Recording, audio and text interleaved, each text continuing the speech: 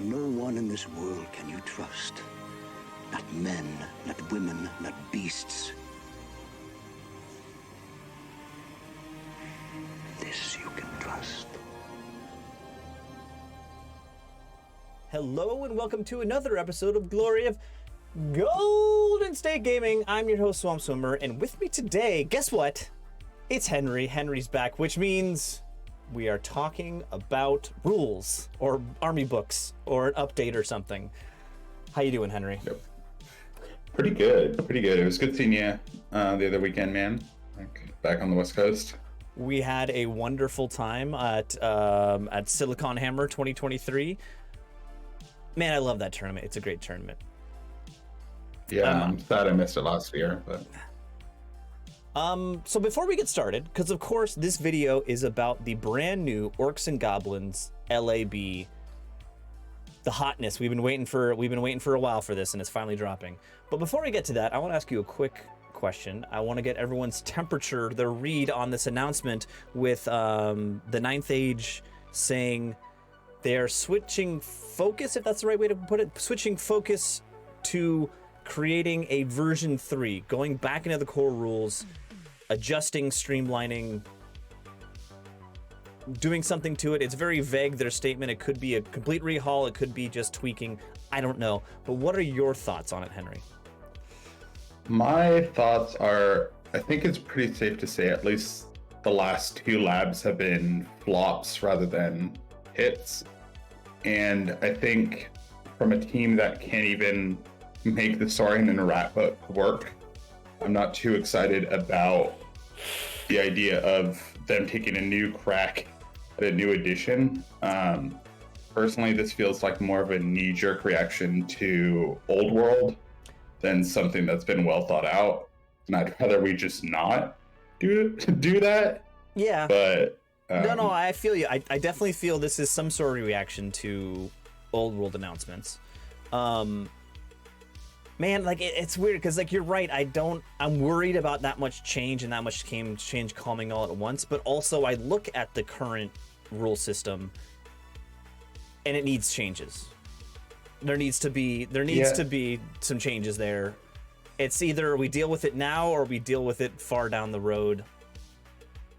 I think there needs to be changes, but not so much a new edition rather than like Fair enough. So maybe I think there's like maybe 8 paragraphs that are bad in rules currently.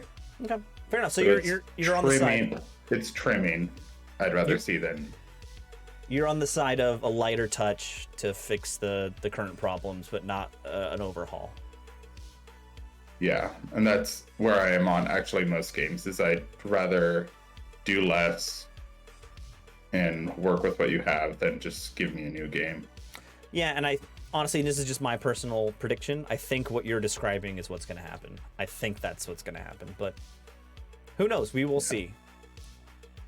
But we are here to talk about Orcs and Goblins, not a rule set. Yeah. Do you play Orcs and Goblins at all? I'm going to come out front and say I do not. I've toyed around with the idea of making I've always loved the idea of of the Goblin at max random movement list. So all the Madgets, all the wrecking teams, all of the giants with a wrecking ball, all the pump wagons. I was tempted for a minute there to run that, but I have a grasp on this book, but I don't think we're experts. But I think we have enough of understanding to give an opinion. Yeah, I was more asking if you were like emotionally invested in this book because it is a brand new book. Like this is very much a new face. So yeah, I agree. I think the old ONG book was definitely a mirror reflection of ONG in 8th edition Warhammer. Yeah, it felt the most legacy out of the old books. So if that's what they're going for, they're going a new direction. Actually, I don't even know if I agree with that. It's kind of just, we'll get into it. There's Yeah, a lot of yeah. there's a lot of changes, but I still feel like the essence of ONG is still there. I don't know. We'll get into it. We'll get to that in the wrap up at the end of the video. In this book, there will be orcs and there will be goblins. So. All right, ONG book. Here we go. Core rules. This is from May 11th. Okay. So army specific rules. War cry. This is the same as it was before, but it's split between if it's a goblin general or if it's an orc general. They call them. Yep. The big goblin characters are called now called demagogues, and a goblin witch. The orc is an orc warlord or orc shaman. So either way, when you call this out, it's a 1 turn, 1 use only. All friendly units get +1 advance, +2 march. That's what it was before. Part of what it was before. If it's a goblin general, everyone gets light troops and loses scoring. That's super interesting and different. And then if it's an orc general, it gets maximized. It gets swift stride, maximized charge range, which is basically what the old system was.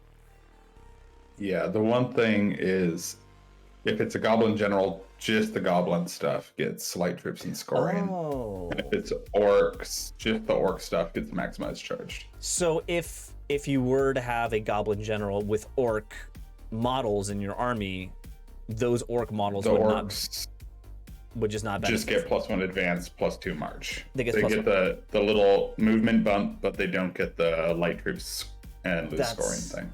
That is interesting. That is an interesting piece I didn't think about.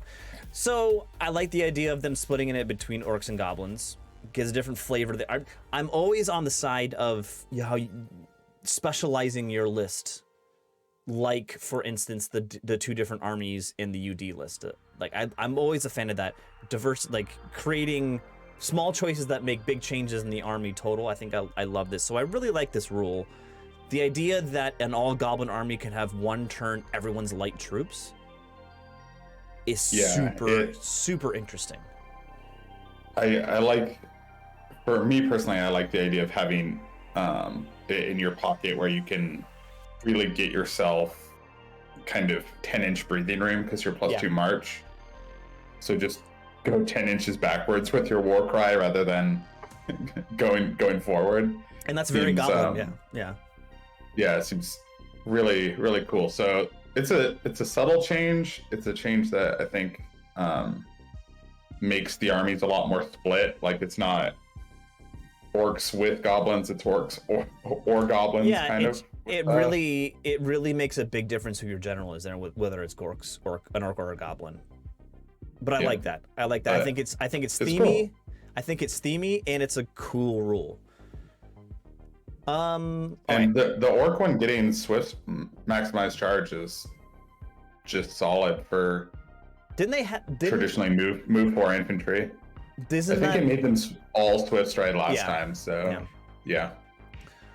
Okay, army specific rules. Beloved mascots. Models with beloved mascots, but models without beloved mascots, but with goblin cunning or brood rivalry gain hatred against units and base contact with 1 or more friendly with beloved mascot. Yeah.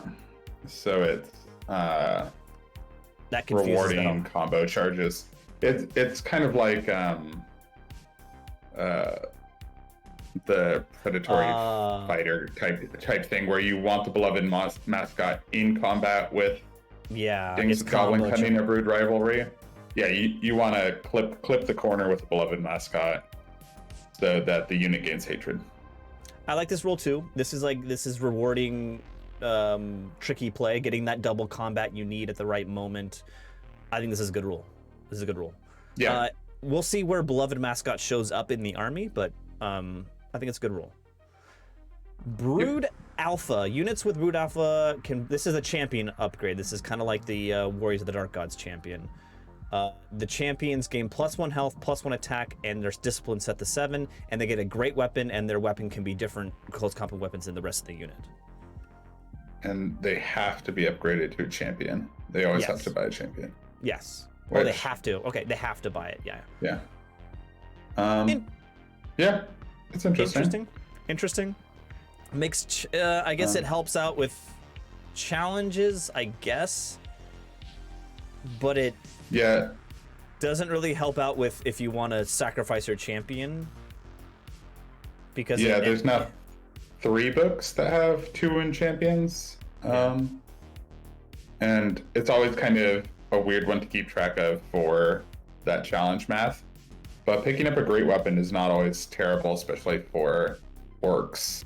Yeah. Who traditionally have pretty low agility. Brood I think for the most part, it's going to be free when we go farther down the champion upgrades. Okay, interesting. Blood Rivalry. Model parts without harness gain +1 attack when the following conditions are met. The model's unit contains at least 1 rank and file model. A model with Brood Rivalry with another friendly unit is engaged in close contact anywhere on the battlefield. Yeah, so if you have 2 Brood Rivalry units that are both in combat, then they are trying to outcompete each other. But if you just have 1 Brood Rivalry unit in combat, you don't get a benefit. So it's rewarding mass combat on the same turn. Okay, and it's anywhere on the board. It's not a combined combat. It's not the same combat. Yeah, it's not. It doesn't have to be the same combat. It can be, but it's just they want you fighting everywhere. Yeah, they want you fighting. If possible. Does this stack or is it a one-time? No, it's a one. You can only get 1 attack from this. Yeah, it's just a constant. It's checking to see if it's active. It's either on or off. But then on the first condition, it says the model's unit contains 1 or more. So any rank and file just get this? No. So that both. line I think is just so it can't be a character, just a character rolling around by himself. Gotcha. And also I misread. It's both of the following conditions are met, not just 1. Yeah. I understand that. That makes more sense. Okay, yeah. So it's rewarding everyone fighting on the board. Just get into combat. Yep. Okay. Creepy Crawlies, the model gains Ghost Step, and model parts with Harness gain Poison Stack. This is basically describing the spiders. Spider models, yeah. Darmu. If the general is a Darmu, apply the following changes to the army list creation. Okay, awesome. I like this already. You have this as your general. It changes your army. I already love this. Max 10% of your army points may be spent on Blood Rivalry, so it's less Blood Rivalry, and the duplication units 0 to X. Basically, you get more options with the 0 to 1 units throughout the Armybook. This is if I remember correctly from the background supplement, Darmu describes goblin magic, I think. Oh, okay. I did not do my background homework, so I assume that was like a placeholder name. So this kind of looks like a if you want to be all goblins,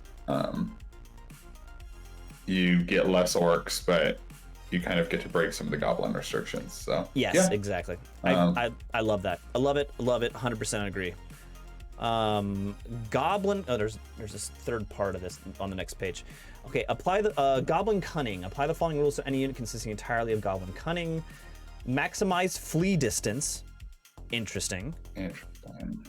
Before rolling any dice, you may choose to fail any break tests, and unless more than half the monos are fearless in panic checks. Oh, unless they're fearless, are fearless. You can't have fearless units. Yeah, failing. Auto flee, but you can choose to fail a break test. Again, super interesting. Super interesting. You can, and panic tests. The sentence is worded super bizarrely. And comma, yeah, you're right. Yeah. And panic tests. And then the third condition here: if it flees due to a voluntary flee reaction or due to shooting.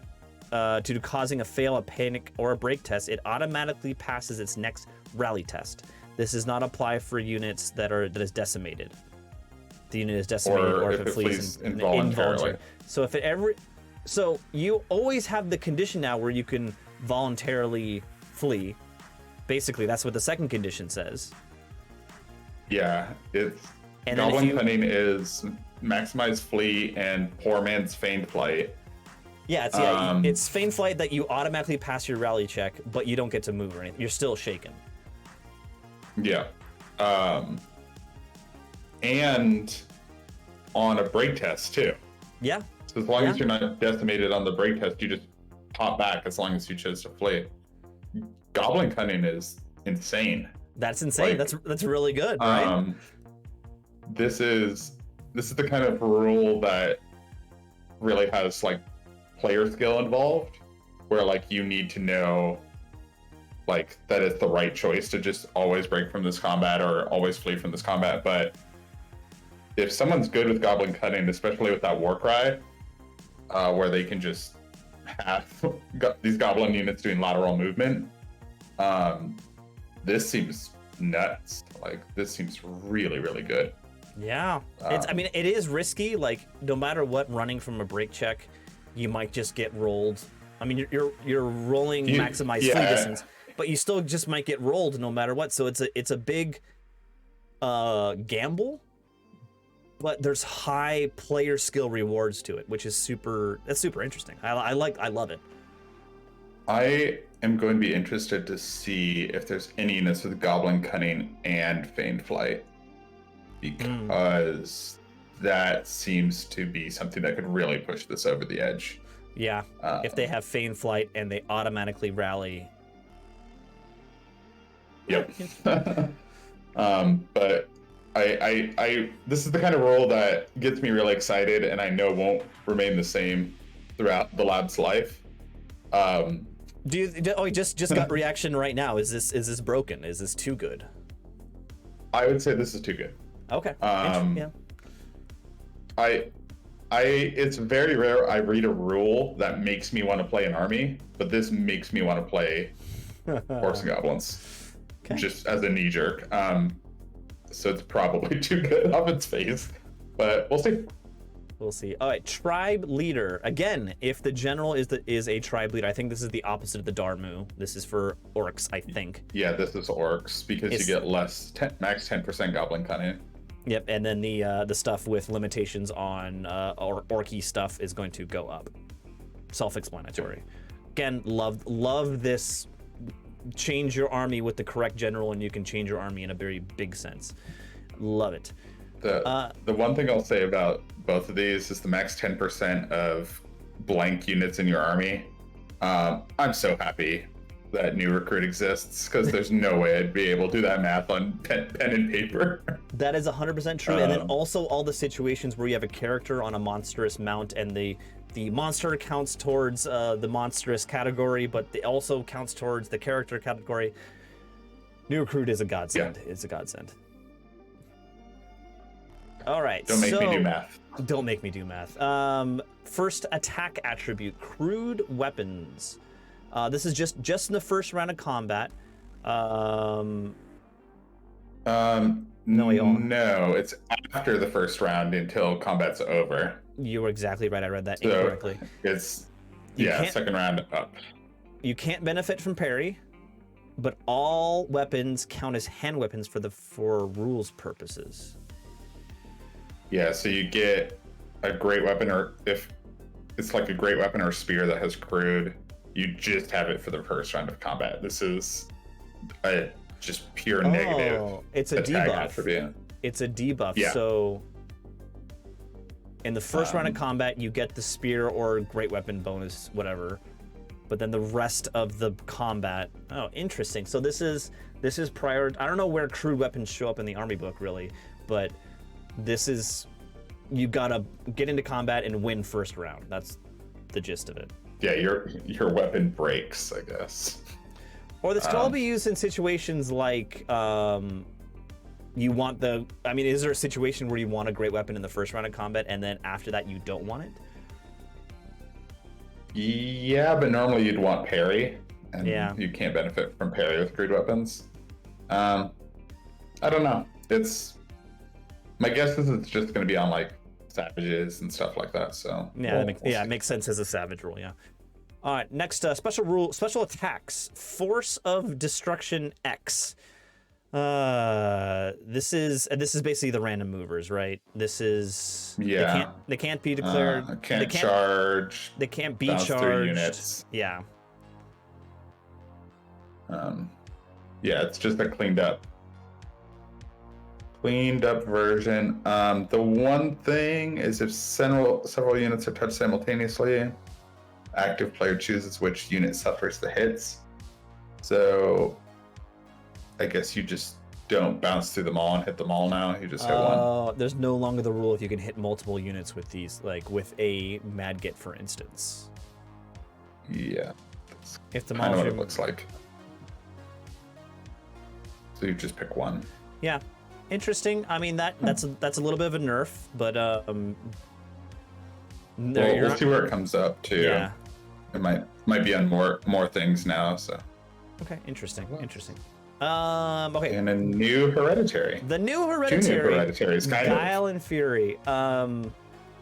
Yeah, so this is basically two different spells in one, depending on what you're casting it on. If you're casting on orcs, it's one. If you're casting on... No. I'm reading that wrong. If an orc is casting it, it's one. If a goblin's casting it, it's the other. I read it the other way around. Yeah. So if the orc's casting it, it's one spell. If the goblin's casting it, it's not. If the orc is casting it, it's an augment +1 to hit. And so this is flee, pursue, overrun it is increased by 1. Increased by so 1. This makes it go faster. Yeah, but this is really interesting because I think this is the only thing in the game that adds a hard value, add 1 inch to a random movement and flee and charge distances. Everything else in the game is maximized or minimized.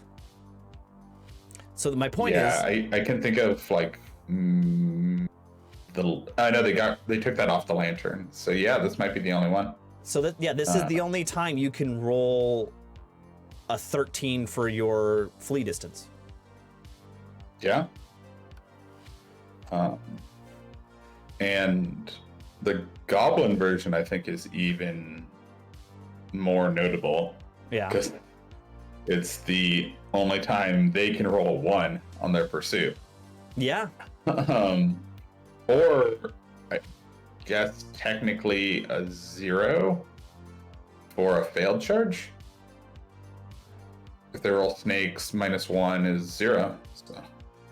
No, it doesn't -1 to your failed charge range. It just -1 to your charge range. So I think if you fail, it's still the greater of the 2 dice.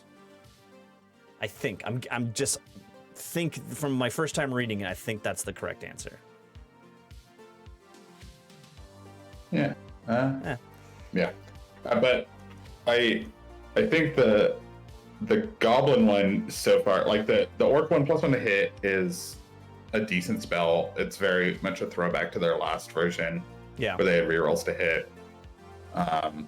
And there's a combo, of course, with orcs getting maximized charge and then increasing their charge. That's just some combat combos. The real thing is that hex from the goblin plus the goblin feign flight and plus the goblin war cry is just like there are a lot of pieces lining up to make this army a real pain to come to grips with in the movement phase. It's a real pain to run down a unit, to beat it in combat and run it down. The one negative that I think keeps this spell balanced is actually its casting value and its range. 18-inch range, is 8+. Pretty rough. Yeah. And range 18 is pretty limited. No, I think I disagree with that. I think 18 inches is a very usable range. I think it's a very usable range. I think it's for what the goblin combo potential is. Yeah. They would rather that spell be 24. For the orcs, I think it's an amazing spell at 18. But goblins, you want to like toss it on people who are too far away to really interact with you. Yeah. And 18 is starting to get into the danger zone a little bit. That is true.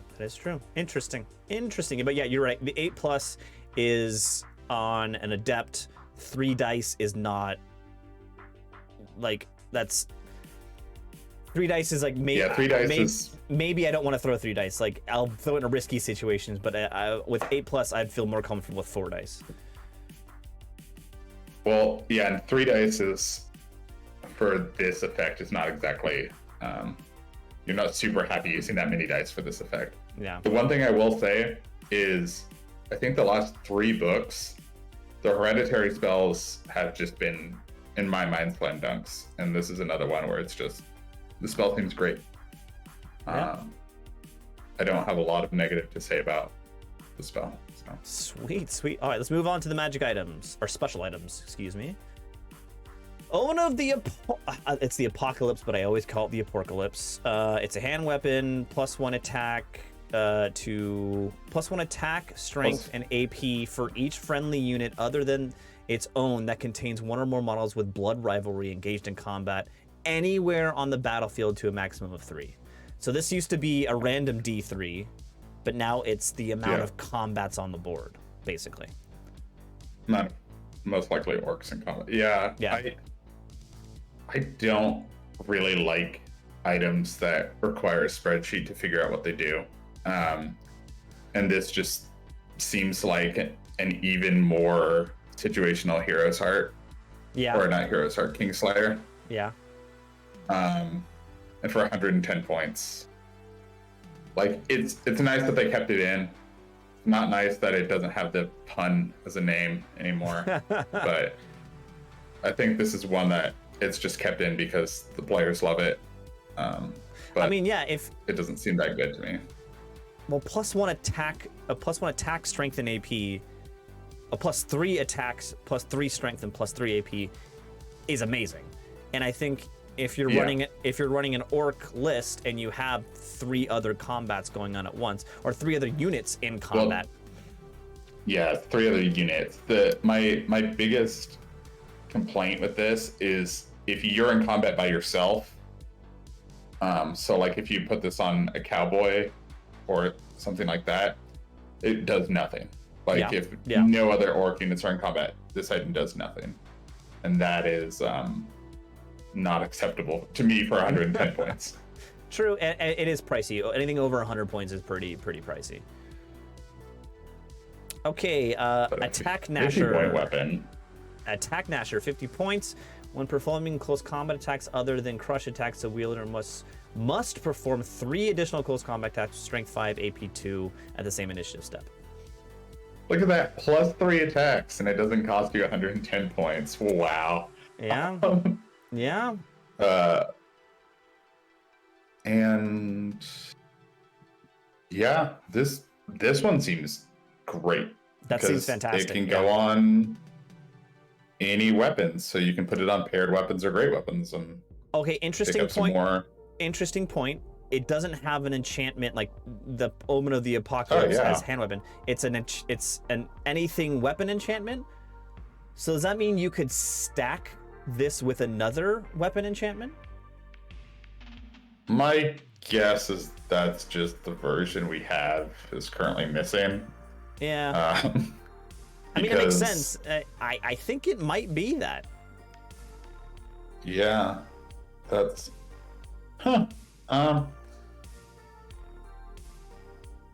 Yeah. That would be cool. I mean, it's helping. It'll be exciting to see what and how it works.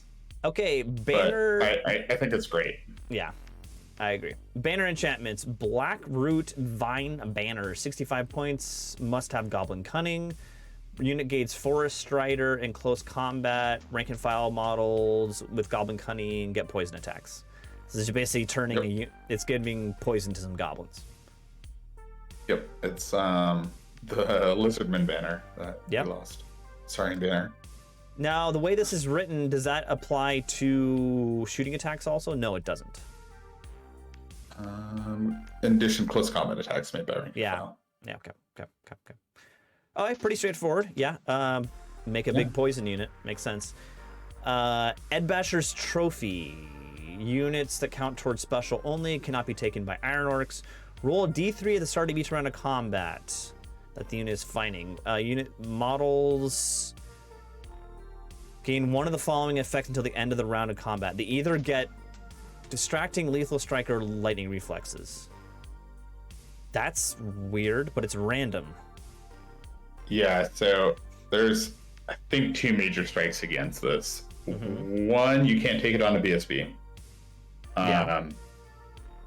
I like when banners say it can't be taken by core, but when it's special only, it means can't put it on BSB. 2, those are 3 attributes that you want to know you have. Yeah, exactly. The And randomness you don't, really you don't kills want it. to figure out. Yeah. Yeah, you don't want to figure it out in combat. I agree. It's a swingy, but they've narrowed the choice selection, as you said, but only special and not Iron Orcs. I want to look in the special category. What kind of units does this land on? I don't know. Yeah, this will be interesting to see. Yeah. Because even just distracting is very different from lightning reflexes. Yeah. So Okay. I don't know. I think that one's too many restrictions and too random to be. Yeah, we'll see. Totem of the Only King, 40 points. Only models with blood rivalry, so orcs. For the purposes of blood rivalry, the bearer's unit is always treated as if a model with blood rivalry with another friendly unit is engaged in close combat. So, does this work? You always get +1 attack. You always get +1 attack, but does this sync with Omen of the Apocalypse? The bearer's unit is always treated as if a model with blood rivalry from a friendly unit is engaged. So if the Omen is engaged in combat in a unit with Totem of the Only King, yes, it'll get +1. There's something. No, it'll get +2. Yeah. There's so something. When you build your Death Star, I guess you know where 150 points of your list are going. But as far as on a rank and file but unit, 40 points for +1 attack all the time. Yeah, this can be taken by core. This banner seems good. Seems great. Seems good. Because you don't need to combo charge with your one big core combat unit now. It can just be in combat by itself. Yep. It's great. Okay, armor enchantment. Tazrex Guard, standard height models only. It's an armor upgrade. The bearer gets +1 health point and resilience is set to 6. 75 points. Great. I mean, it's fantastic, right? This is a goblin on foot for sure. Yeah. I was gonna say, I'm sure maybe this was put in the book for an orc, but this is a goblin suit of armor for sure. Yeah. I mean, actually, still be good on an orc. Like, orcs are not toughness 6. You're getting +1 toughness and +1 health. Resilience, Yep. I mean. That's just a solid choice. Great. 75 points, yeah. Artifacts. The Skull Fetish, it's back. It's a dominant only. It's a wizard only. With at least this. So now it changed. Well, whenever a friendly unit with at least one model with Goblin Cunning passes a rally check, add 1 Veil token to your Veil token pool. Whenever a friendly unit with at least one model with Blood Rivalry successfully completes a charge, add 1 Veil token to your Veil token pool. The interesting point about this is it's not awesome. capped. It's not capped. There's no cap on this. Yep. So the orc, I don't think Skull Fetish was actually capped last time either. It was just each unit in combat. Oh, but the difference was before that was when you were generating, and you could basically, yeah, I guess it's the same thing. Oh the yeah, you had to spend them if you had them. Yeah. Yeah, exactly. This just fills up your bank to a huge amount. I think this is a great item, but there needs to be a cap on it, something like 6 or 8, whatever. Well, no, so there kind of is a cap, right? Because it's when you complete a rally test or when you complete a charge. So it is in the movement phase prior to the magic phase. You are just going straight into the magic phase where you're going to spend it all. Yeah, true. This is still really good. This is a good item. It's really good, and it's another item that kind of compounds this weird goblin list where right now the best choice is just don't charge the goblin player until you can't possibly fail the charge. Yeah, exactly. That's wow. Because that's interesting. The correct choice currently with goblin cunning is always flee the charge. Like right now, it's looking like you're just supposed to. They charge you. You're supposed to flee. It's basically like this is like the goblin list is turning into the opposite of a castle list. You go out there and just flee from everything. You're playing Makar. Yeah. You're playing Makar, except you're goblins. That's interesting. Interesting. Next item, Monster Munch. This is a dominant item. Goblin Wizard Masters only. The bear can cast Totemic Summon as a bound spell. Wow. So until I saw Wizard Master only, I was like, well, there's no way this item doesn't change.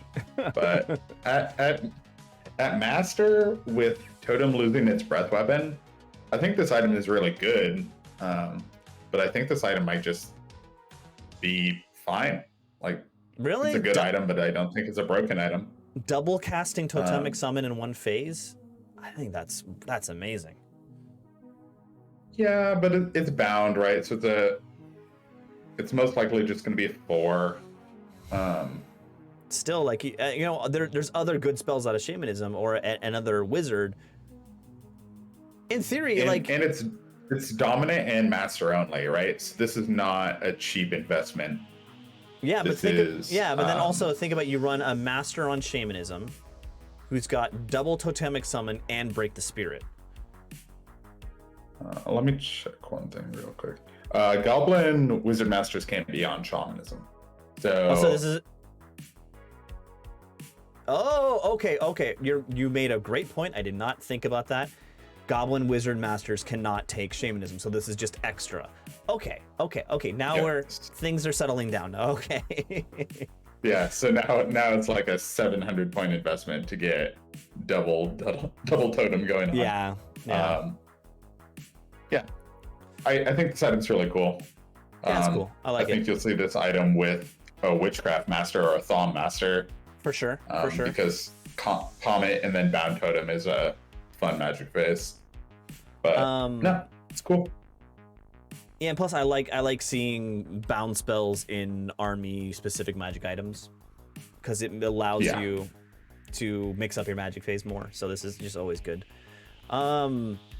Pan of Protection Pinchin, back again. When successfully wounded, the bearer may choose to use the attacker's armor save or its special save. I don't think this item's changed at all from the last book. I think that's the same thing. It's reworded a little bit, but it's basically the same thing. Yeah, it's cleaned up, but it's the same. Yeah. Okay. Item's still great. Still good.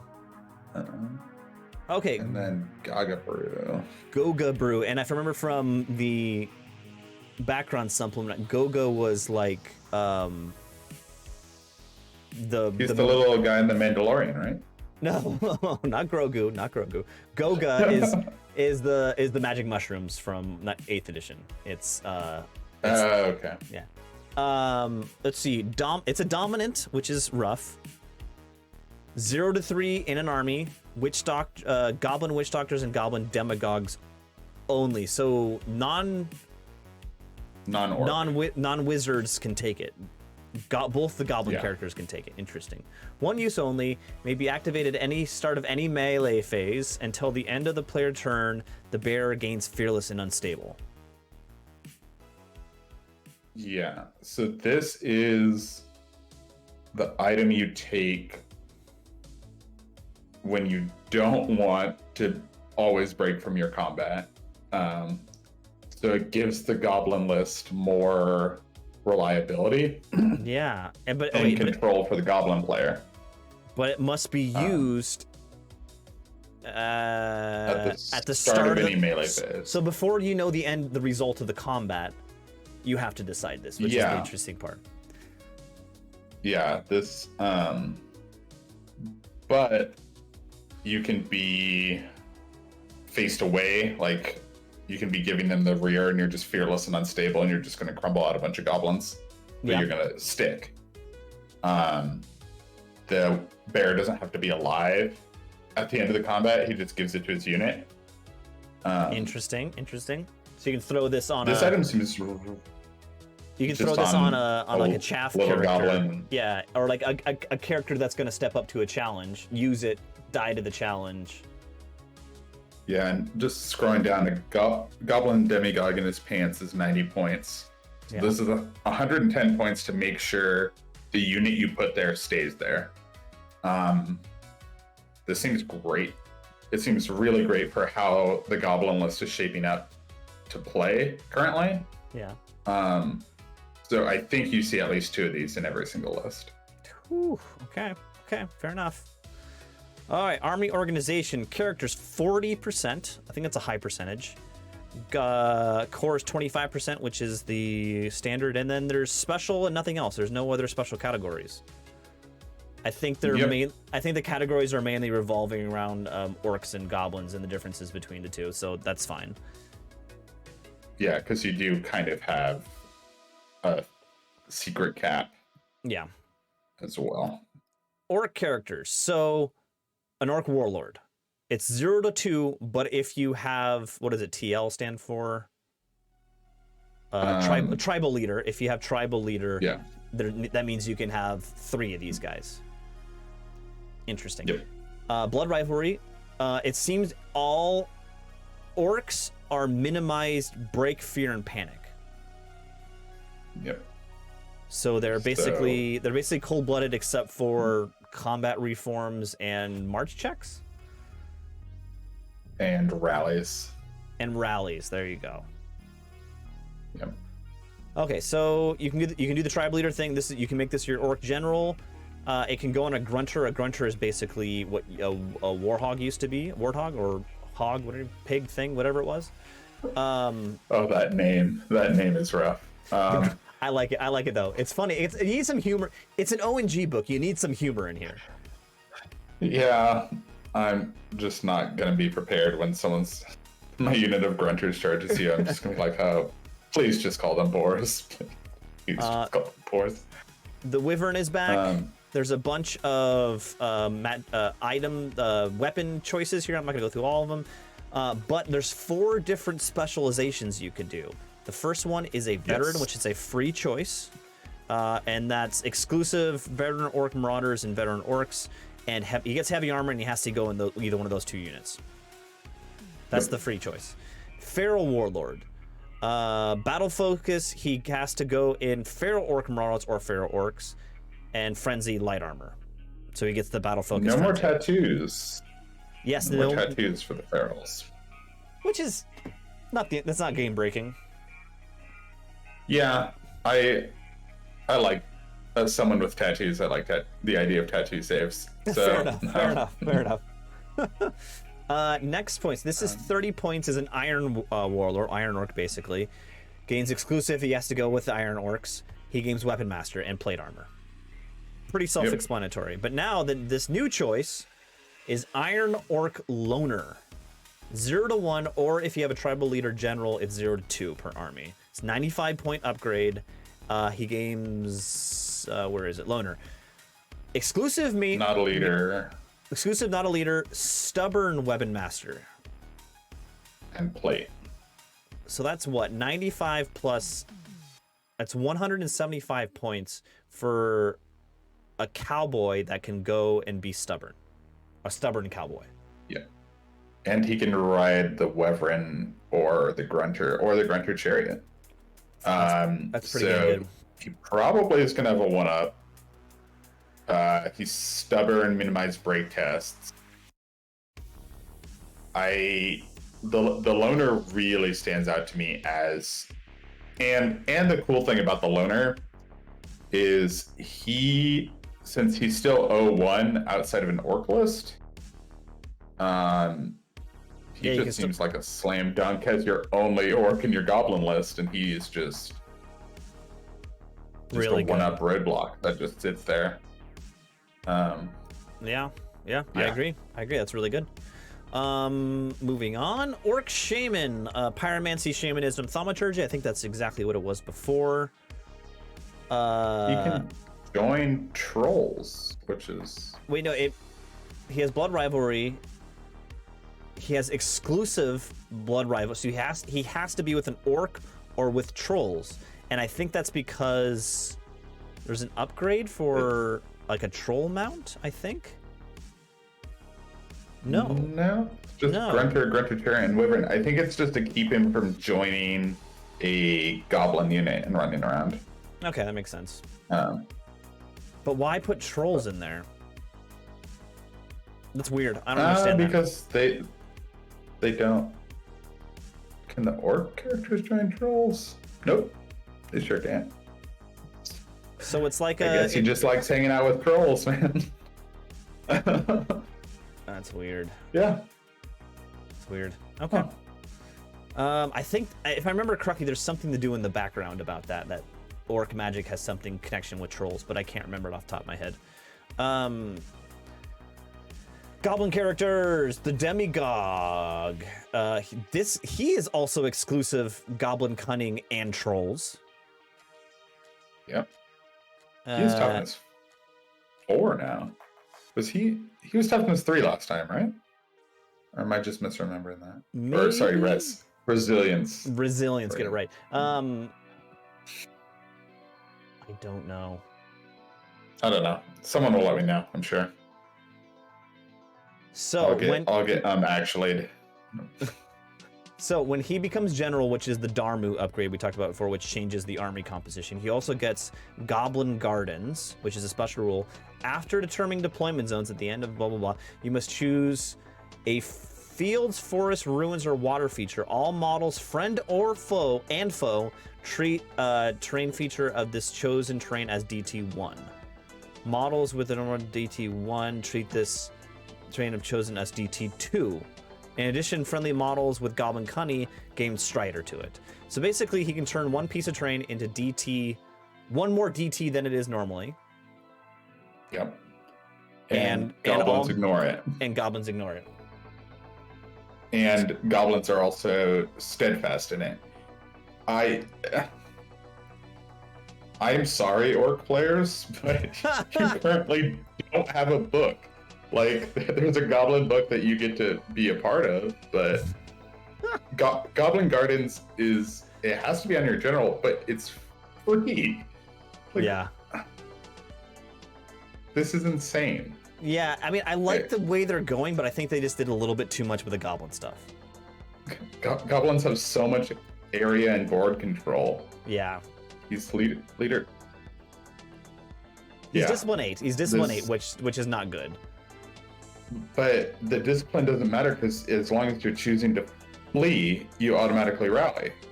Yeah, flee voluntarily. And no, but it's even if you take a panic test. So if you're worried about the panic test, so you just choose. You say, yeah, I'll fail my panic test, and then you just rally. Interesting. Interesting. Yeah. You can choose the mount for this guy to be a beastie, which is basically a wolf or a spider. A beastie chariot. A pet monster. That's the upgrade I was thinking about that turns you into a 40 by 40. We'll look at that in the mounts. And the Gargantual spec, obviously. If you have the Demagogue as your, or Darmu as your general, you can take 6 of these guys. The Goblin Demagogues. That's interesting. That's interesting. Yeah. Witch Doctor. Seems great. Seems great. Oh, Goblin Witch Doctor. Pyromancy, Thaumaturgy, Witchcraft, same as before, I believe. It's all looks pretty standard. Oh, you can make him the general, though. You can make him the general, but you won't get the Goblin Garden thing. Yeah. So if for some reason you don't have 90 points lying around, the Goblin Witch Doctor can be your general. The interesting thing is the Adept can ride the Gargantula now, which before I believe it was Master only. That's interesting.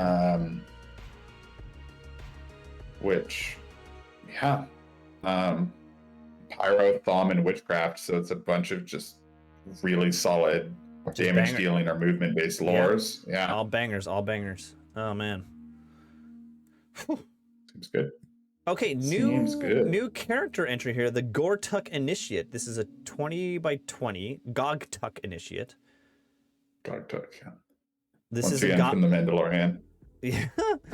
This is a goblin, because if you have a Darmu, you can take 8 of these guys. Interesting. He has Fane Flight. He has Fane Flight. Does he have? He has Fane Flight. Oh my god. Okay. I'm gonna try to, every time I read a goblin thing, I'm just gonna try to remain reserved for the rest of this because this is hilarity. This is just absolutely hilarious. What is the attached rule? Means it has to join a unit, right? Yes. Yeah. He's he has to clip into a unit. Oh, and he's hidden. This is the guy that shows that. Okay. It's distracting too. Oh, is this just the sneaky stabber that just got moved to characters? Yeah, I think so. This is exactly that. Oh, and he can be a mad git. Okay, so this is the. Oh, so the upgrades that used to go into goblin units, the sneaky git and the mad gits, are now character choices. Interesting. But why does it have Fane Flight? Because he can join the fast cav. Okay. A special rule called Beastie Whisperer. Immediately before choosing a unit to join using the hidden rule, the model may gain a beastie mount without an upgrade for free. If the model joins a unit with at least... If he appears in their cav unit, he gets the cav mount. Okay. So there's 4 different varieties of these guys: a Mauler, a Headhunter, a Madgit, and a Netter. Yep. The Mauler is the free choice. Mauler is battle focus, hatred, great weapon. You have 2 attacks. Okay. Headhunter, March and shoot, poison attacks, thrown poison, 3 thrown weapons with 3 shots. And Interesting. 4 up throwing weapons at strength 4, AP 2. Oh shoot! Yeah. Oh yeah. That's interesting. That seems pretty good. Yeah. Mad Gits. I think this is the old school. Mad Gits. Force of destruction 2d6 insignificant random moves 2d6 inches. Must be deployed inside at the start of the player turn. Yeah. It's basically the same thing. Yep. And if you don't pop your Mad Gits by turn 4, they are destroyed. Interesting. That's interesting. So wait, force of destruction 2d6. That means it does 2d6 when it goes through you? Because that's stronger than it used to be. Because when it went through you, it did 1d6. And then if you ran over it, it did 2d6. Yeah. Now I think you can't run over it anymore. It just pops through. Interesting. Okay. And the last choice is the Netter. The Netter's back. For each Netter in base contact, enemy unit suffers -1 agility and -1 AP up to 2 each. Yep. That seems pretty good. Yeah. Pulling AP is in a game that has kind of really begun to revolve around having a decent AP stat and the Razor Banner disappearing. Pulling AP seems really solid if you're actually there for a fight. This is interesting. The way they did this. Okay, so this really crowds the HQ choice, the character choice bucket. Yeah, but they do have 40% characters. Yeah, it's interesting. Character mounts, a Grunter. I mean, he's only 50 points, right? Yeah, true. With an upgrade. A Grunter 714. This is your boar. +2 armor, 1 strength, 4 attack, devastating charge, +1 strength. Strength on AP. Pretty close. Yeah, so strength 5 on the charge. Yeah. Is solid. Agility, I think agility 3 is not bad for a mount. But 714 is a little slow for a unit that you definitely want to get. Yeah, but charge. if it was 816, I think that'd be too much. But the Grunter Chariot, 4 wounds, toughness 5, strength 5, impact hits, only D6, and then 2 of those Grunters. Yeah, Seems 2 great. Grunter crew. This especially seems great for the loner guy because it's armor +2. Oh yeah. So the plate, the +2 armor is already. So nice. Plate's already 2+. And he's got 2 crew going along with him. No, he doesn't. Yeah. The Grunters are the pigs. Oh, the Grunters are the pigs. The Grunters are the pigs. Yeah. Okay. I think this is a great cowboy situation. The Wyvern. Did this change at all? 816 fly, light troop, fear, exclusive, 4 AP, toughness 5, 4 strength 6 attacks, poison attacks, and you can upgrade him to give him D3 stomps and towering presence, and his base size gets bigger. Oh, he's not towering presence base. Yeah. I think he was towering presence base before, and you could make him on a bigger base. So actually, I think the Wyvern got better. Yeah, because I agree. Now being large cav, you can kind of hide him until you need to dive bomb him in front of something and be stubborn. Yep. So, that damn orc character. Yep. I think this is once again kind of a loner only mount, but it is a very good tool to have in the belt. I agree. Goblin mounts, a beastie. This is 816. So wolves are no longer 920. I think they were 920 before. Yeah, but I think spiders were 7, 4. So it's like the standardized middle ground between the spider and the wolf. Yep. And you can make them creepy crawly for 10 points. They do have 2 attacks apiece, AP 1. Oh, look at that. That's interesting. With creepy crawly, 2 poison attacks, ghost step mount. Not bad. That's pretty good. That's pretty good, actually. Yeah. Wow, that's actually really good. Beastie Chariot is 8 movement, 8 swift stride, still strength 5 AP impact hits, D6 +1 impact hits. The goblins invented the scythed wheel, but not the orc. Oh, wait, here's that mount I was talking about. 40 by 40. It's the monster. The Huntsman the mount Spider. that used to be the Gnasher or the Huntsman Spider. Yeah. Because you can make it a creepy crawly and have it go on a 50 by 50. Yeah. It's not bad. It's not great. It is what it is. Yeah. The Gargantula. So, interesting thing here. 0 to 3 of these in an army.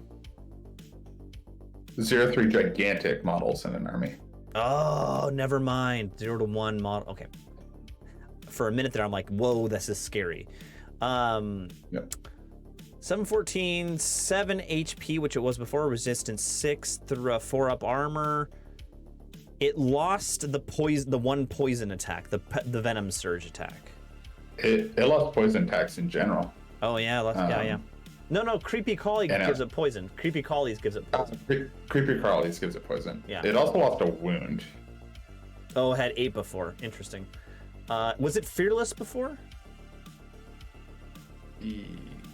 Yes, I believe so. And I if it wasn't before, it being a goblin definitely means that it needs to be fearless. Yeah, true. Because you can't have this thing choosing to play. It lost stubborn also. Yes, that's a big one. That's a big one. I mean, most ONG lists were leaning on the Gargantula a lot. It was a well-used model. Yeah, it was definitely one of the best choices in the book previously. Mm-hmm.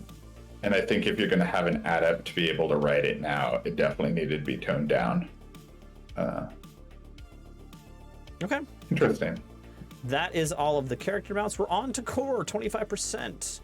Goblin Rabble, these are your standard goblins. You can give them bows for 1 point apiece, 100 bow shots in an army. Just 100 bows. Okay. Bow or crossbow.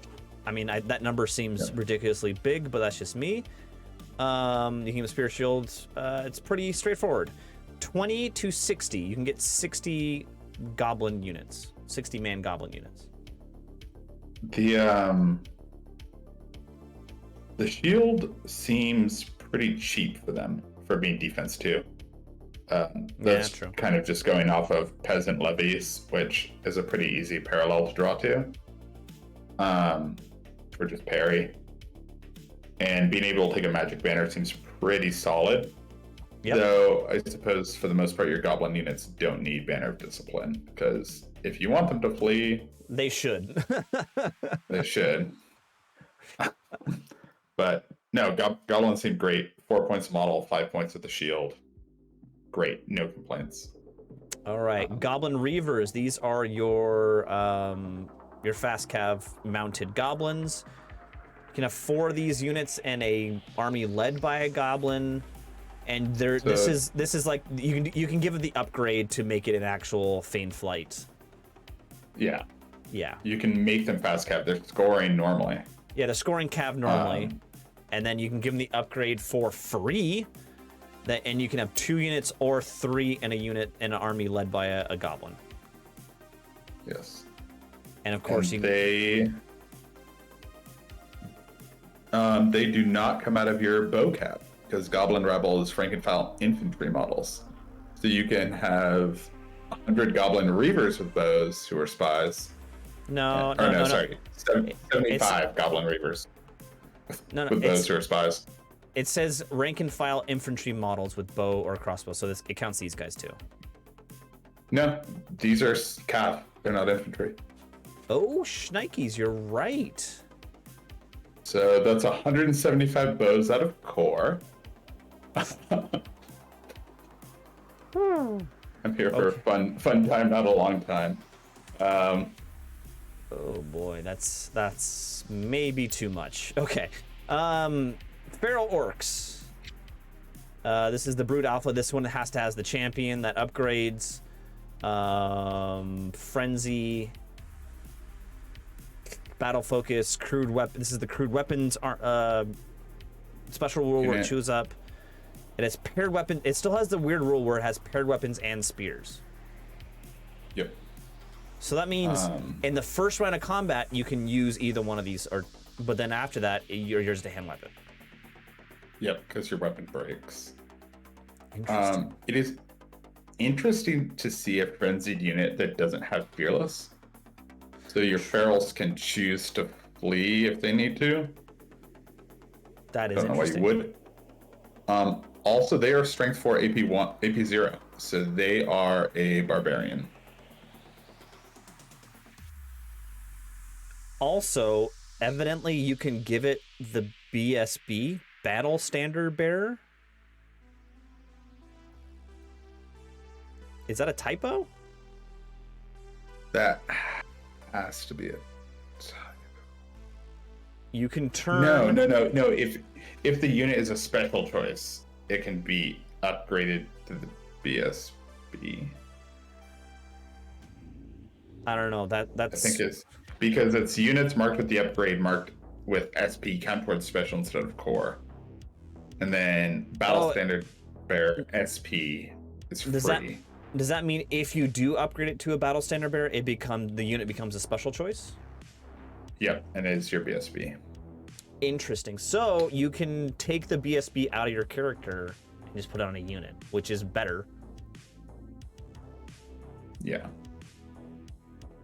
That's good. Being AP 0 is very bizarre for this unit. But and also so where it doesn't matter with characters losing the tattoos, I think for feral orcs not having any save and losing the tattoos is very big. Yeah. Because you're T4 no armor, and you've played Beasts enough to know that T4 no armor is Not enough. a death sentence. Yeah. Yeah. It's true. It's true. Okay. Feral Orc Marauders. These are your mounted orcs. Blood Rivalry, Brood, Alpha Brood. They have the minimized break, fear, and panic tests. They have the battle focus. They have the crude weapons. They're on a grunter just like before. And this is the BSB upgrade here also. Yep. 16 points a model seems Yeah. pretty cheap for this.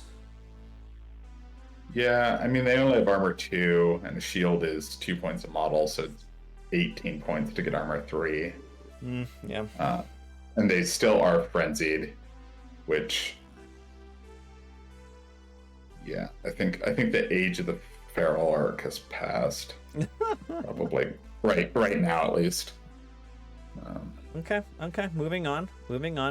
Veteran orcs. Let's see here. These are. Here's some strength 4 AP 1. There it Picked is. up some AP finally. Woo! These are basically your orcs with crossbows. No, they have bows. Yeah. Wait, So have we come out of your. have we lost the orc crossbow option? No, it got moved to the Iron Orc. Okay. Yeah. This is just your regular orc on foot, not a feral orc. Your regular orc on Yep. foot. You can buy them shield for a point, paired for 2, spear for 2. Yeah. Okay. This does Yeah, have. and their weapons don't break in the second round of combat, and they have an AP. I think so- that crude is just a feral orc thing. So. Yeah, Crude weapon. I think for how much is the feral orc? The feral orc is 8 points. The 8 points. veteran orc with a spear is 13. But I think that extra AP and not having crude and not having frenzy means that if you're going to be playing orcs, the veteran orc is the way to go out of core right now. The think feral so. just has too many negatives attached to it. I can agree with that. Okay, that's it for core. So we have two orc on foot options, 1 goblin on foot option. And then 2 cab options. Feral cab and goblin cab. Yeah. Interesting. As with characters, the obvious winners are the goblins for core choice. But yeah. Well, no, I'm thinking, what's all the units that those, the goblin characters like the Madgit and the Netter and the Headhunter, they can go into either of the 2 goblin units, goblins on foot or the goblin cavalry. Interesting. They can attach to either of the 2 goblin units. It's not even attaching; they just show up because they're hidden, and they're the option where you can choose where they go. I think that's really good. Special veteran orc marauders, strength 4 AP 1. There you go. They're your boar boys. Yeah, boar boys, straight up. Core orcs on grunters. Grunter. They have actual lances. I can't remember if they had light lance before. I think they had regular lances before. I'm pretty sure. Or they had the old Choppa rule before, so now. But yeah, strength 6 on the charge ain't bad. Yep. I'm not sure it's something you look for in your special choice, but you can make them your BSB, which is interesting. A pretty mobile BSB with a fair few wins is not terrible. It's not bad at all. Iron Orcs. This is where the crossbows come in. You can only have 20 of them. You could have 40 of them in an orc general situation. With crossbows, yeah. Yeah. And that counts into the 100 rank and file infantry with bow or crossbow. Yep. This is the same as before. Weapon master, strength and offensive defensive 5, discipline 7. I think they were discipline 8 before, weren't they? So they lost plate. They lost a discipline, but they gained base stubborn because I think they were bodyguard before. They were but bodyguard. now they're just stubborn out of the can. Whew, and you can field 3 of them if your general's an orc. And they're stubborn, cold-blooded, more or less. And they can flee now. They're not fearless anymore. Yeah. I don't know why you would, but but yeah, they don't. Though 15 for 350 is kind of steep. It's pricey. But You're they're really paying for that stubborn. But I mean, but they're just as good as Iron Orcs used to be, and now you can make that unit a BSB also. And they have AP2, Strength 4 AP2 base. Yeah. So they are pretty solid can opener. It's unfortunate that, of course, they can't take the banner that would give them lightning reflexes or distracting or anything like that. But yeah, I can kind of see why they're not allowed to have that banner, because 30 of those guys, it doesn't matter what the random buff would be. Speaking of which, let's keep in mind that banner. It can go on the orc veteran or the veteran orc marauders. Just keep that in mind. Okay. Yeah, I mean, or if you make any of the other orc units your BSB, because then they get moved to special. Oh yeah, interesting. If you want to polish that savage orc turd, you can really get in there and make them maybe have a buff that matters. Iron Orc Chariot. This is a 1 to 2 model unit.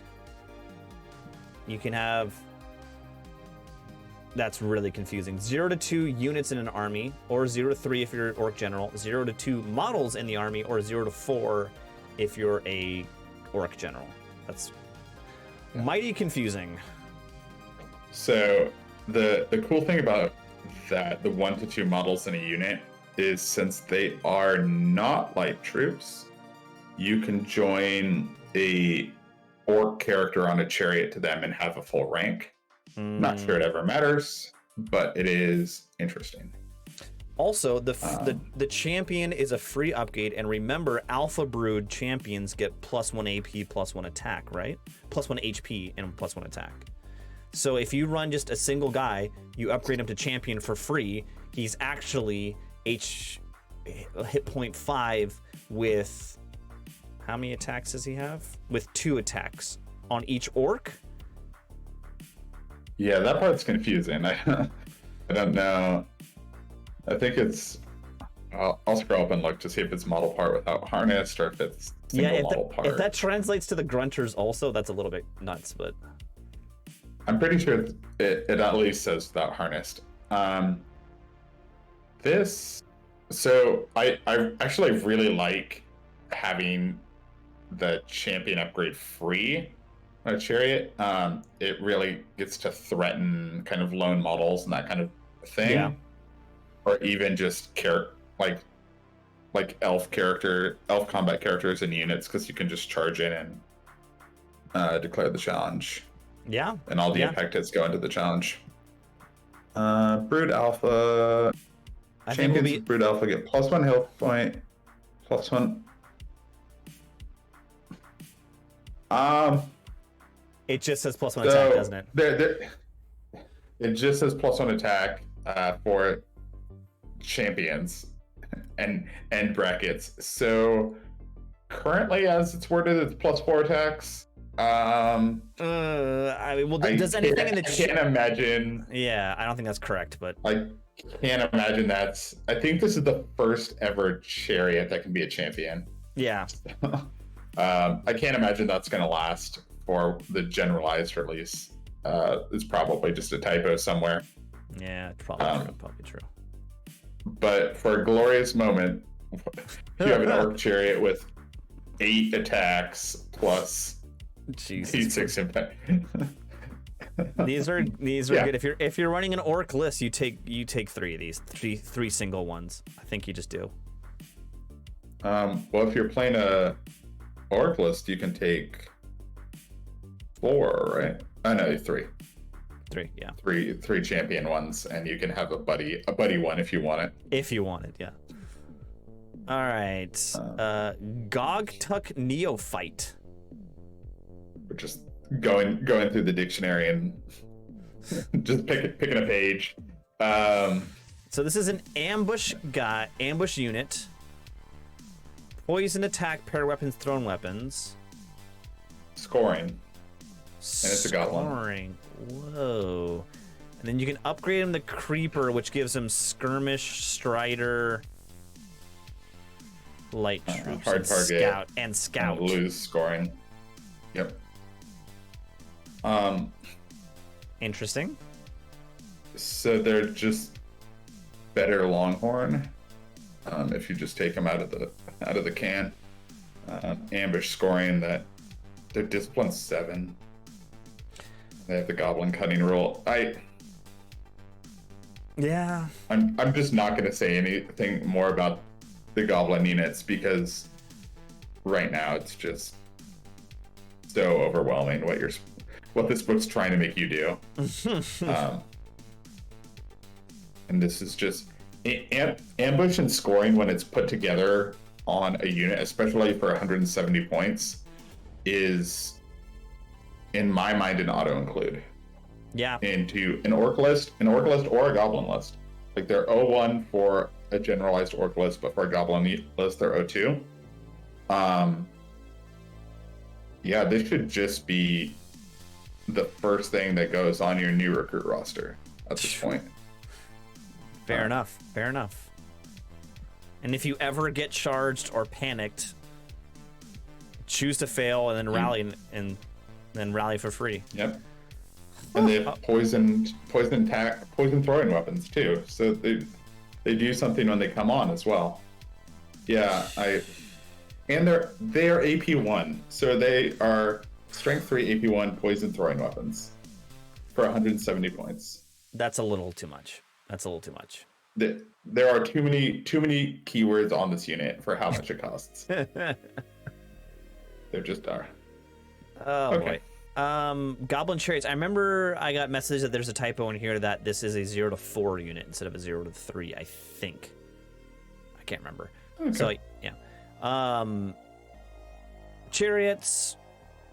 They're still impacted, strength 5, D3 plus 1. They can make them into units. They're light troops.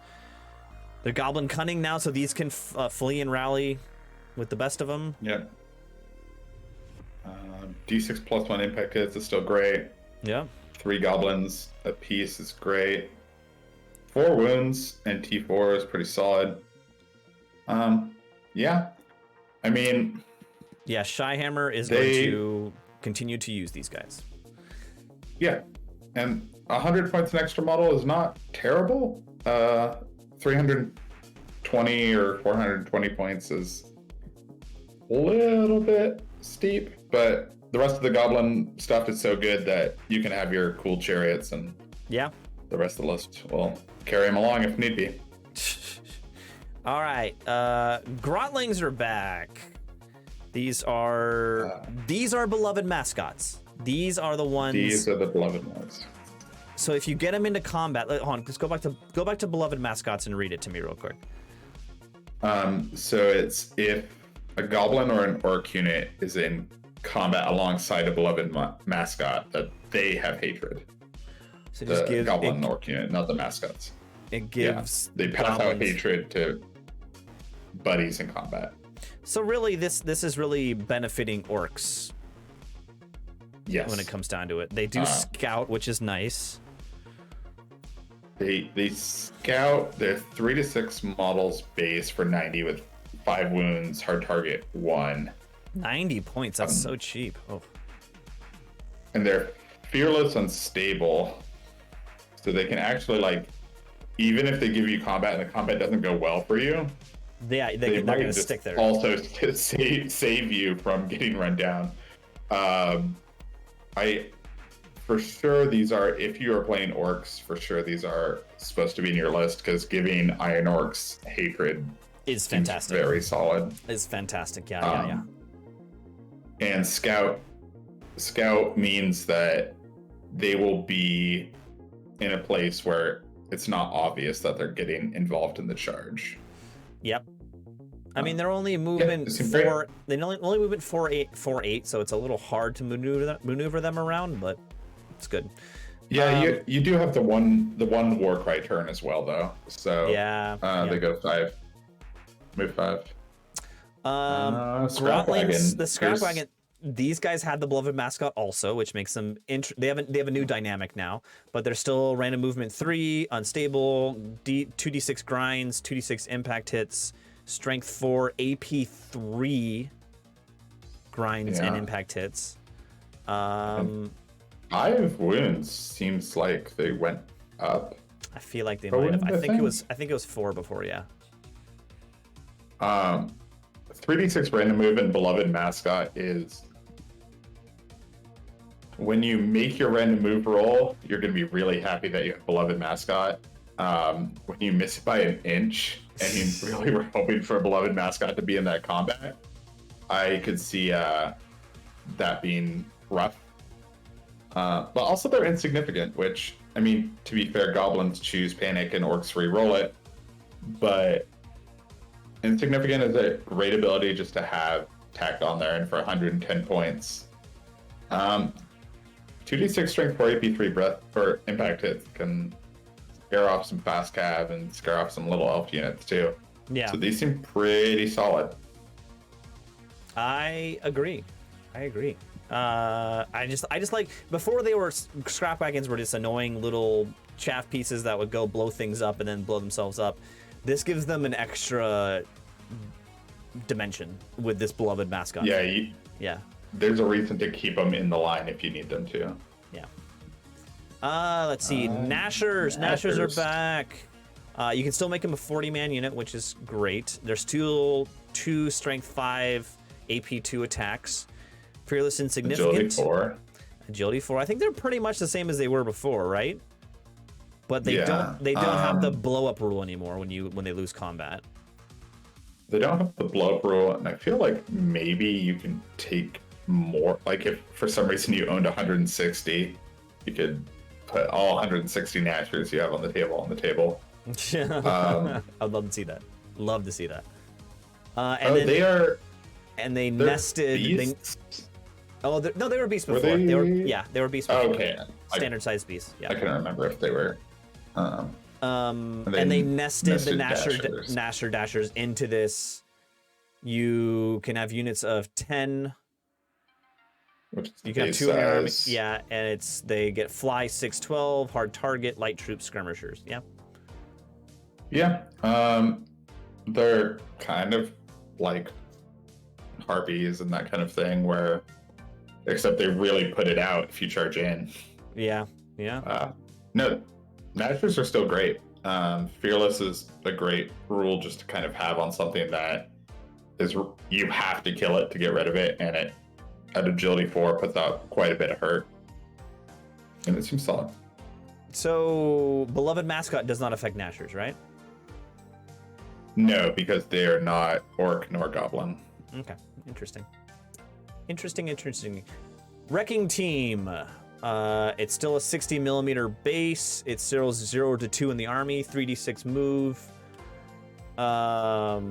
Fearless Insignificant. It's still a 2d6 hits. Actually, no. It's 2d6 hits.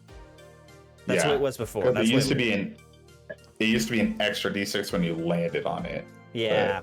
That's gone. Interesting. Okay. It's weird that it has agility 3. I don't know why it would have agility 3. It never uses agility, right? Yeah. I don't know. I'm sure there's a reason. Just a placeholder. Okay, trolls. Trolls are a little bit different. 3 to 10.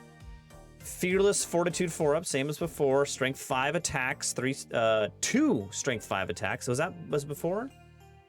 No, it was 3 before, but it was res 4, and now there is 5. Go. So they're just tougher and not as offensive.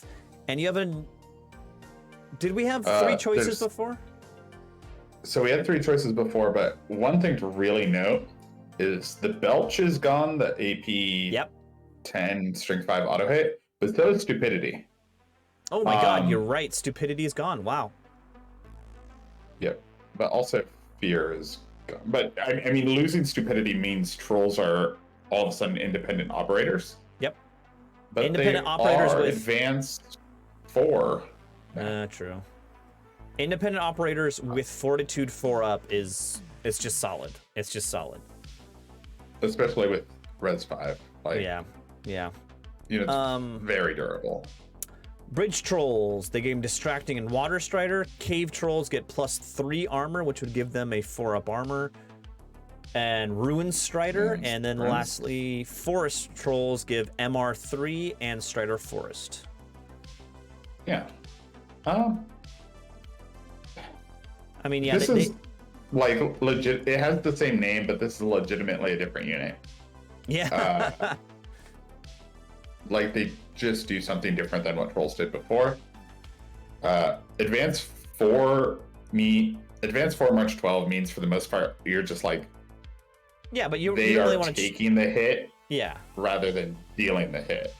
So you just march them up. But stupidity really opens up the options for what this unit can do now.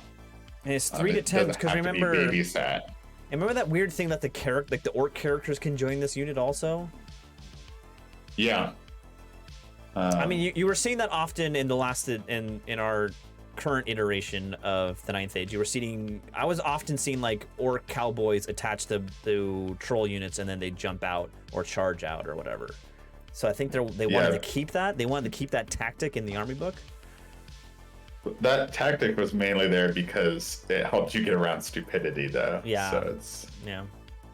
I don't know. This unit's interesting. This is a unit I would definitely have to see games with to judge, because just the name Troll has so many additions of weight behind it for me yeah. as a player, that when I read Bridge Troll or Cave Troll, I expect them to do something very different than what this profile is currently saying. So I need to see what the unit does. Gotcha. But Res 5 and a 4-up is not something to sleep on. That is gassed territory. That's pretty damn as far good. As durability. Yeah, very durable. But these guys are Discipline 6, not cold-blooded. They're just straight Discipline 6. But they are fearless, so yeah. Won't be taking panic. True. All right, Goblin Artillery. This is the good old War Machine entry. If you have a Goblin General, you get 6 of these, but if not, you get 3. 6, Jesus. 3 options here: a Skewer, a Splatter, or a Git Launcher. Let's see, the Skewer is a Bolt Thrower, 48-inch range, Strength 6, 3 after that, AP 10. 1x5, multiple runes, 3 on the first hit. Yeah, that's the standard skewers there. The Splatterer is a 4x4. The center hit is strength 7, multi runes, D3 clipped wings. 12 to 60-inch range. Seems close to what it was before, right? Yeah, I believe so. And the Git Launcher, 12 to 48-inch range catapult, 1 shot. When this hits falls over the catapult artillery with the following exceptions: the target suffers when you hit it, takes 2d3, yeah. And the partial hit, place a Gogtuck Initiate with Madgit within 3 inches of the target, following the rules for summon units. Okay. Whoa. So the first roll to hit. If you hit, it does a 2d6 hits. That's it. No. If you miss and you hit on the second shot, you place a Madgit 3 inches from the target, and that's it. But if you miss the second time, it hits nothing. Yeah.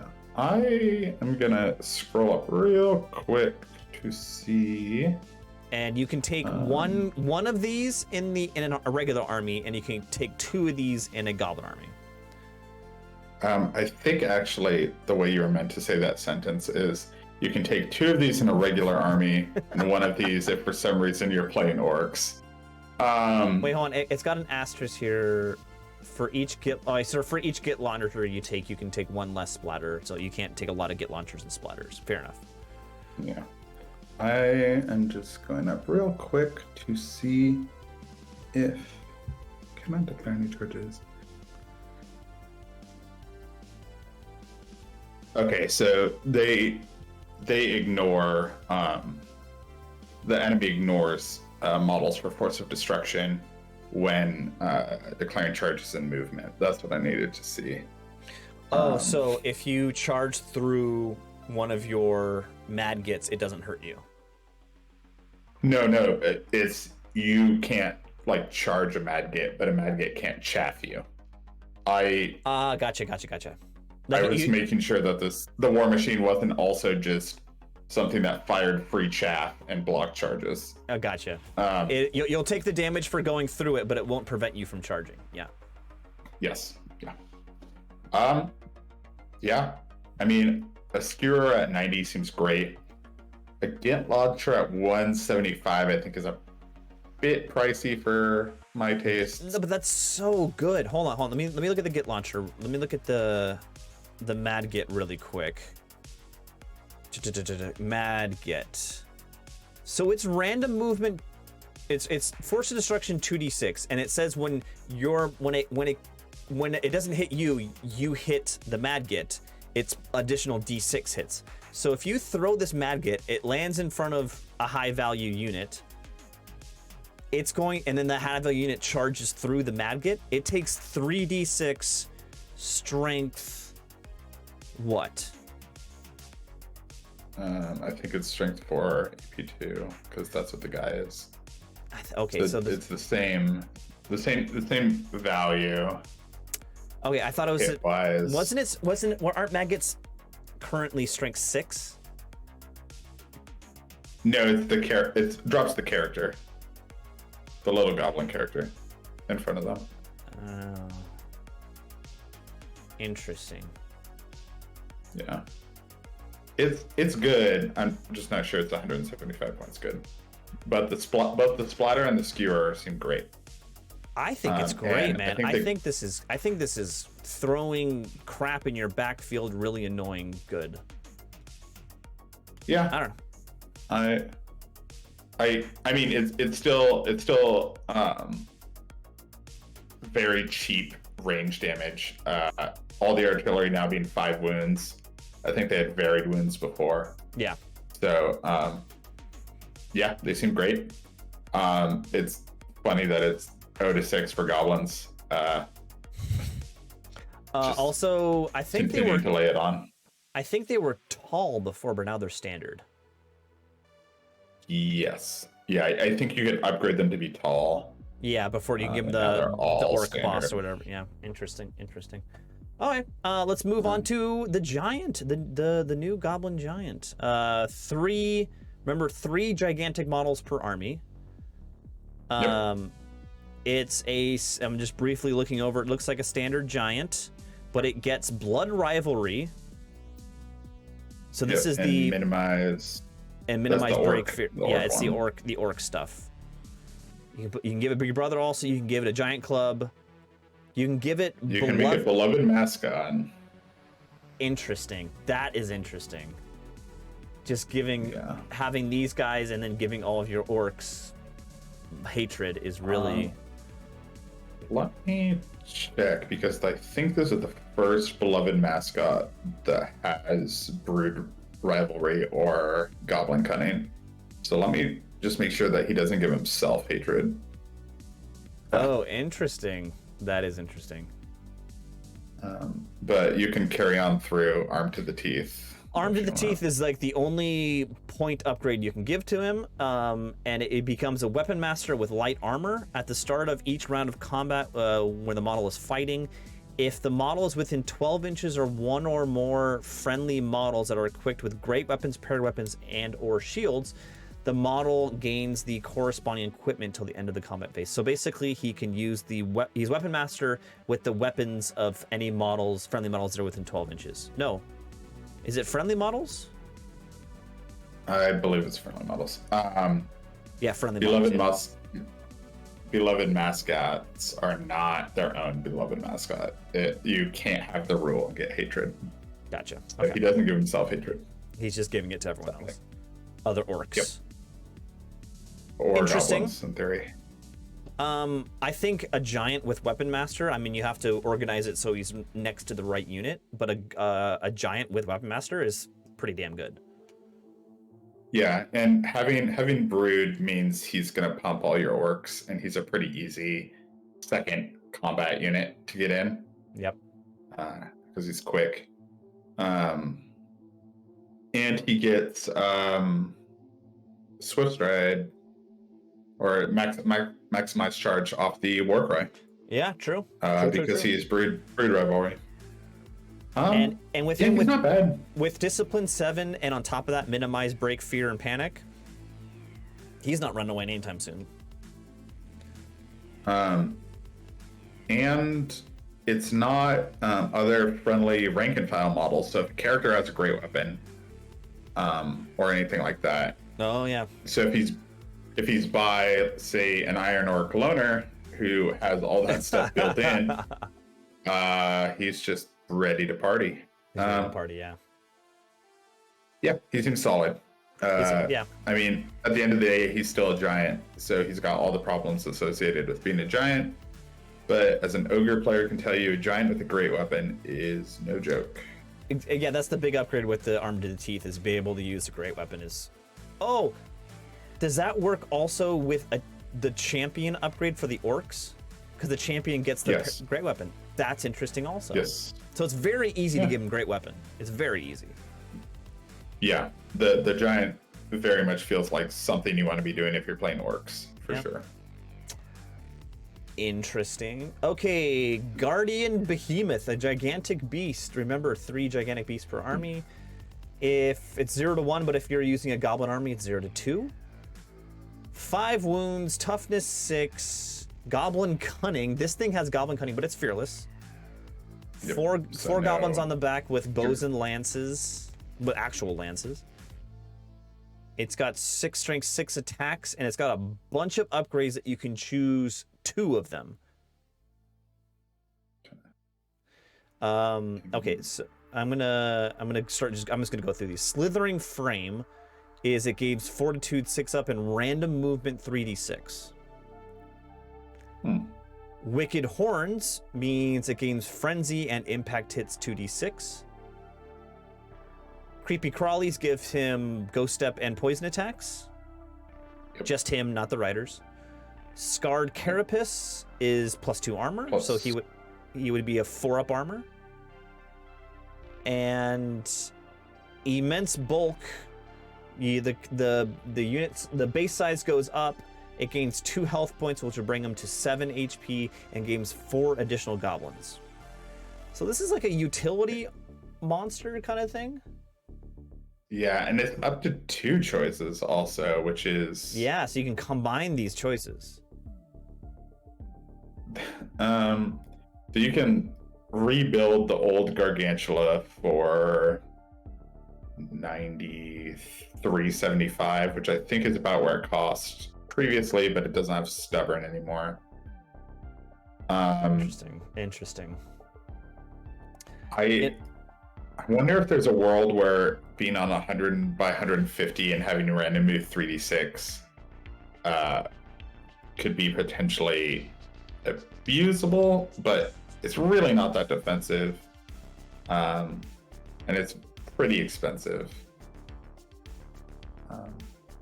It's interesting. You can do some funny things. Monster that's kind of very modal, so it makes it hard to judge on its face. Like I'm looking, giving it the 3d6 random movement I think is great, and then you could do something funny like you can give it Slithering Frame and Wicked Horn, so it's random movement with Frenzy, so it's never testing on Frenzy because it can't charge, and just gets impact hits. It's interesting. Yeah, impact hits, and then it still has its stomps. Yeah. Yeah. Okay. It's definitely a hard one to judge. But I think it's also for hobby potential. This is one of those monsters that it can be anything, right? Yeah, it can literally be anything. So you can do a lot with it, hobby wise. And finally, the GGI. The GGI is back. The interesting thing about it is up here is it's 0 to 2 in a regular army, but if you give either the Goblin General upgrade or The Orc General upgrade, it goes to 0 to 1. So kind of like the agnostic list is 2 of these guys, which is interesting. So it is fearless. It is Green Tide. Mental note, the Green Tide banner's gone. Yes. That's interesting.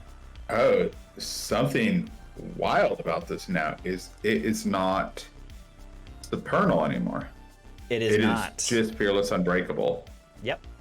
Uh, Resilience 8, unbreakable. 8. Yeah. But it's not stubborn, right? It's not stubborn. It's unbreakable. It doesn't. Oh, it's unbreakable. Duh. Yeah. Yeah. It's here for a long time. Yeah, it's never going anywhere. So it's got 2 special rules. Let me go with those real quick. Green. This has the Green Tide. Friendly units within 6 inches do not lose rank bonuses due to be in line formation. Yep. That's awesome. So, yeah, that's where Green Tide went. Is now it passes out. It's a 6-inch bubble. Bonus for being in line. Yeah, I think that's a pretty cool buff. And the other one is Symbol of the Warborn Alliance. The model can cast Guile and Fury, the Hereditary Spell. I don't think we said that out loud. The Hereditary Spell as a bound spell.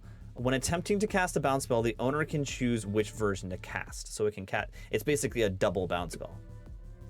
It can be an orc or a goblin. Yeah. Yeah. This model seems great. It's interesting. It's really good. It's really good. Crush attack. It's only got 3 attack speeds. Yeah. But it does also have Thunderstomp on top of. Yeah. It's a tar pit. It's a immovable piece, kind of situation. Yeah. And with resilience, I know a lot of. Oh God. I know a lot of Orcs and Goblins players were using it as the BSB, which it can no longer be. Yeah. But now you have the choice to put it on a unit, so like whatever, that choice is meaningless now. And also, Orcs reroll all the tests that a BSB helped them with anyway. But just flat unbreakable is pretty solid, and I think this is the first reason in the book that I've seen to not take a path. Yeah. Because I think two of these for 800 points is awesome. Is very firm zone control. Yeah. In some matchups. You make a good point. This is definitely, they 100% designed this. If you're taking, I think either Orc or a Goblin army, you really don't need a BSB period. Yep. That's interesting. I mean, it's no Titanopod, but this thing's great. I like that it's still in the book. Every single GG I have ever seen is normally just a fantastic model. However, the Orcs and Goblins player figured it out. Yeah. So I'm happy it's still in the book. I'm happy it's looking like it's pretty playable, and their bound Hereditary is one of those spells that's pretty nice to stack. Like it being bound means you can repeat it, and plus 1 to hit or minus 1 to hit, augment or hex. Yeah. Well, I was thinking more for the movement. You start adding plus 2 inches. Oh, to things. You're talking about stacking. Yeah. That makes a lot of sense. Yeah. Yeah. It's nice to end a book review on a pretty high note, and the GGI is definitely a pretty exciting high note. And you're exactly right. That is the end of the book. This video is about at 1 hour and 45 minutes, so we're gonna, I guess, let's wrap it up. I mean, overall thoughts. 2 questions for you. Overall thoughts, and this is probably an obvious question. What are 1 or 2 builds that you immediately think could come out of the book? So my overall thought is I don't imagine this book is going to stay like this for long. And that kind of goes to the second question, which is the build is goblins. The build is 100 plus bow shots, quasi-feint flight, multi-war machine, just not give you a game, shoot you up and score with ambush goblins. Like, yeah. this does the Sylvan Elf Makar thing better than Sylvan Elves and Makar does currently. Yeah. And you have Thom or Pyro to back it up. Like, and also on top of all of that, I kind of belittled the bound totemic summon spell as just like something cool. But looking at everything put together, that bound totem in a goblin list is just more trash. Like, more trash to just mess up the other person's movement phase. And this is, at least the goblin side, is such a zone control book, such a movement phase book, that I don't imagine you're going to have fun games against a goblin list. And I imagine a goblin list is going to look like their tournament score is going to be 13-7, 13-7, 12-8, 11-9, and like 1-10-10, and that's going to be your tournament scores. So you see it as being annoying but not blowing out people. Yeah, because I think the correct choice is you just don't give the goblin player a game, and you just kind of sit there with them. Yeah. So for a tournament design, I think slam dunk. This is a great book design. For a fun game design, the goblin stuff needs to be fixed. Yeah, I agree. I can really see that. I can see what you're saying. I mean, what is there a weakness to the goblin book? That you're not gonna have a fun weekend. Or you might play against rats who can kind of do what you're doing better. Yeah. But that's about it. I suppose having to paint that many goblins could be a weakness too. But it's just those goblins can be so flighty, and then you can just have a unit of trolls floating in there when you need an anvil. I mean, you have the GGI too, and the GGI, yeah, an unbreakable thing that just shoves and stops. Yeah. I would like to see the orc stuff. Though I think the orc stuff is actually great. I think it is just firmly overshadowed by something better. And the orc mechanics are the brood rivalry, so the +1 attack, and the mascot thing, which is hatred, and all of those proc on getting multiple combats across. Yeah, I agree with that. I think that seems good. The goblin stuff just seems too reliable. The automatic rally. Yeah, I think it'll definitely take some practice games, but the one thing I see easy decisions for the goblin player. Yeah, I think the one thing I see is their low leadership. Their highest leadership is 8 with goblins, without the cold-blooded. So, oh gosh, but the panic checks don't matter. Yeah, it is always, the goblin player is always in the driver's seat. Like, you always get to choose, okay, I'm okay playing this, or okay, I'll roll for this. I'll roll my 7 rerollable. Yeah. For this if I need to. It's not really want to stick around. It's not rerollable. Well, it's if you have a BSB. But if you have a BSB or Banner of Discipline, which the goblin units can take, you still get that choice. And that's the problem, is it is a dice game that you are currently removing a choice, like a dice blowout from. Yeah, the only way I can see really beating them is if you get first turn and you're a fast moving army and you push them into a corner, and then when they do flee, they'll flee off the board.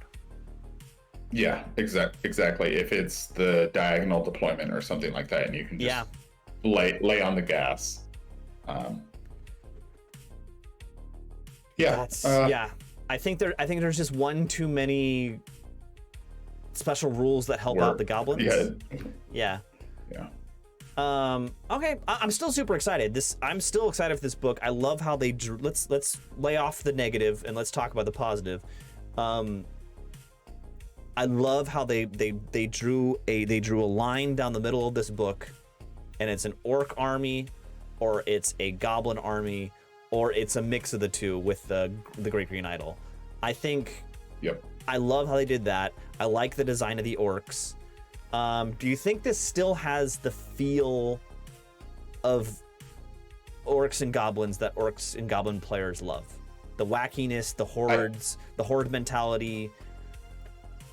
I think that the orc like combat list, I think is going to feel great when you're playing it.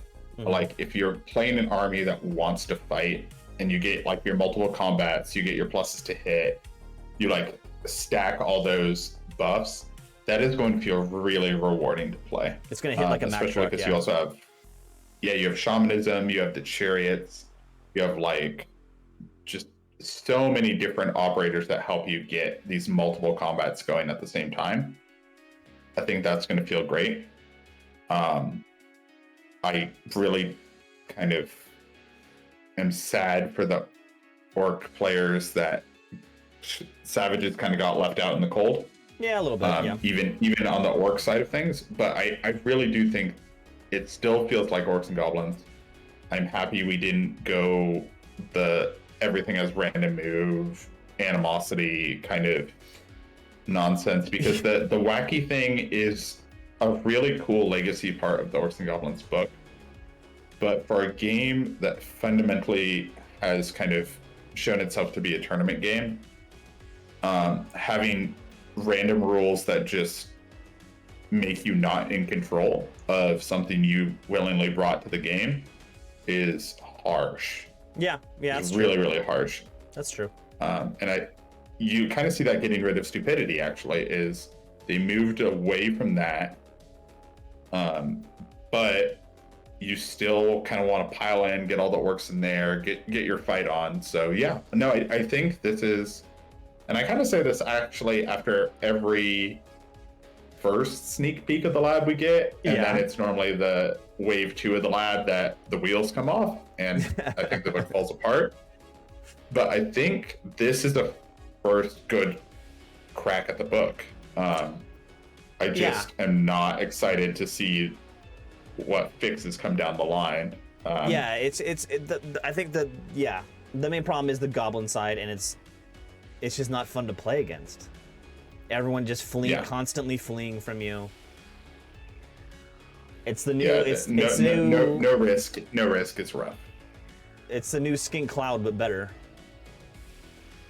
Yeah, I've got some hobbits, and then some hobbits on goats that I could bust out. I could play some goblins if I need to. All right, they've all got bows. We're at about 2 hours here, so I think I'm going to call it quits. Henry, as always, thank you so much for joining me. The fans love you. I love you. You're great on the show. I hope you continue to join me on the channel. Any parting words?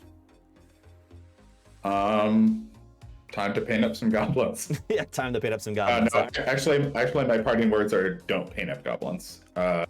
You think they're gonna get hit hard in the next, and then the undoubted immediate close-up adjustment that's gonna happen right after this is released?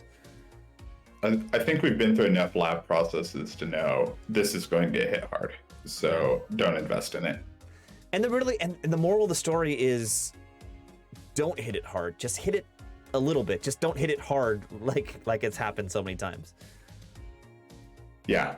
Or it could be, if you're excited about an army, wait till it gets close to gold. Don't get invested in the lab, which is a really sad thing to say, but yeah. All right. Thanks so much. Right. If anyone's still watching, please like and subscribe. Henry, thank you, and we'll see you next time.